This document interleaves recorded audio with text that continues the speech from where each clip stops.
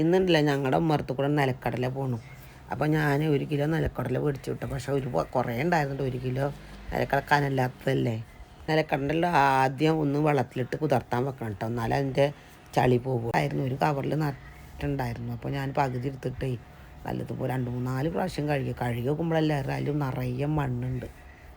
മണ്ണിൻ്റെ അടിയിലുണ്ടാവുന്ന സാധനമല്ലേ. പക്ഷെ നമ്മളിതുണ്ടല്ലോ അതാത് സമയത്ത് നമുക്ക് കഴിക്കുന്നത് നല്ലതാണ്. ഇതിപ്പോൾ കഴിച്ച് കഴിഞ്ഞാൽ അടുത്ത കൊല്ലം കിട്ടുള്ളൂ. അപ്പോൾ ഞാൻ എപ്പോഴും എല്ലാ കൊല്ലം മേടിക്കും കേട്ടോ നിലക്കടല.